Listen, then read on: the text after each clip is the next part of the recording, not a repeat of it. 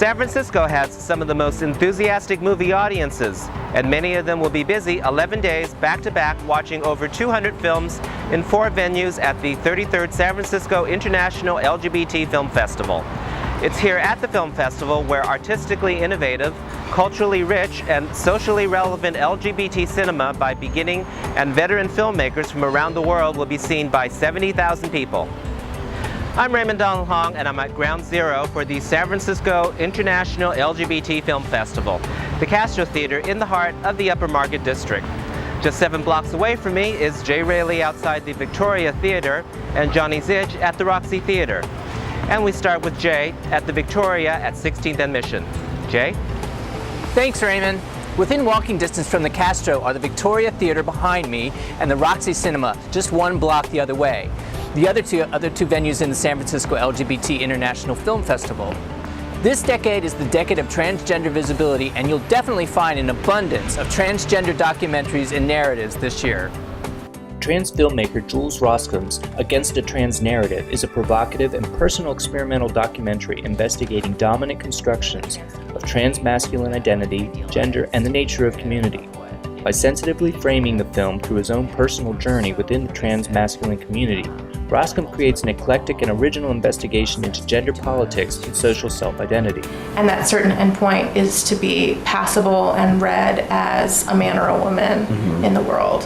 And that if you're not passable and read as a man or a woman in the world, then you clearly haven't finished yet. You haven't finished your transition. Like, I wish I could be recognized as trans. You could tell me when you came out as trans and what that was like for you. Why is that always the first question that we get answered? Or you get asked, actually. Yeah, I don't. I think yesterday. Yesterday? Yesterday. Yesterday is when it happened. I just woke up and I knew. Trans. Still Black, a portrait of black trans men, is a documentary presented as a collection of 6 short black and white films that explore the lives of 6 black transgender men. The film, by director Courtney Ryan Ziegler, is an engaging visual experience as it challenges the traditional notions of black masculinity, sexuality, and identity. How women don't approach me now. We decided to have kids because I was like, I'm getting old.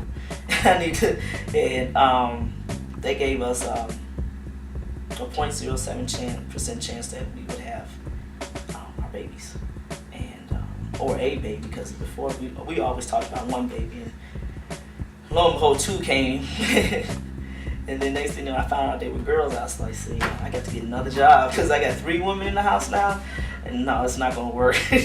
And but she's, like I said, she's through all my BS. One has been there for me. But it's already been 400 years, 428 years, and I still can't see past my broad nose, and I only get 28 days in February. Just say it loud, I'm black and I'm proud. The Victoria Theater is in the heart of the Mission District, where you'll find an eclectic assortment of restaurants. My favorite is Tiku's. They serve French crepes right up the street. Johnny Zych is standing by at the Roxy Theater with more films. Thanks, Jay. The Roxy Theater, just a block and a half away from the Victoria, is San Francisco's oldest continuously operating movie theater since 1909. Frameline brings one of the largest array of lesbian cinema with a new generation of female filmmakers. Lola? Lola, are you there? Pick up, please. I need your help. Loosely getting its inspiration from the art house film Run Lola Run, the streets and backrooms of San Francisco serve as a backdrop of And Then Came Lola. The title character is usually late, and she has 3 chances to make it to a crucial meeting on time where both her job as a photographer and her girlfriend are on the line. I hope her work is better than her timing. But I can't be there all the time.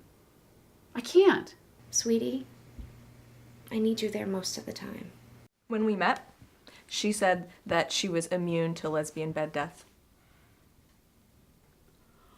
Wow. Well, it hasn't been an issue before. This film by Megan Seiler and Ellen Seidler mixes live action, animation, and still photography.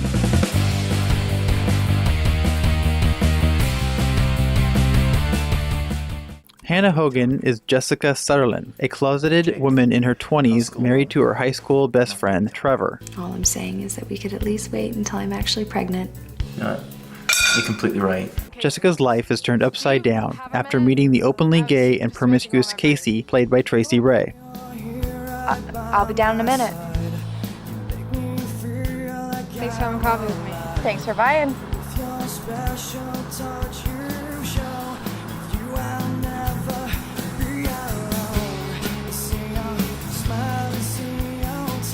So am I gonna see you again?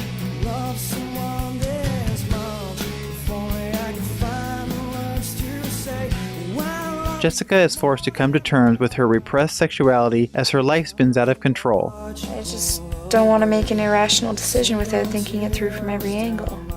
Apparently this, us, is meaning a lot more to me a lot quicker than it is for you. Finally, she is forced to choose between Casey and Trevor in director Heather Tobin's debut feature, To Each Her Own. It's none of your business. Damn right it's my business. I'm your husband. Where the fucking hell have you been all night? Many of the films are assisted by grants from Frameline's Film and Video Completion Fund. If you're a filmmaker, you can find out more about the Completion Fund at frameline.org.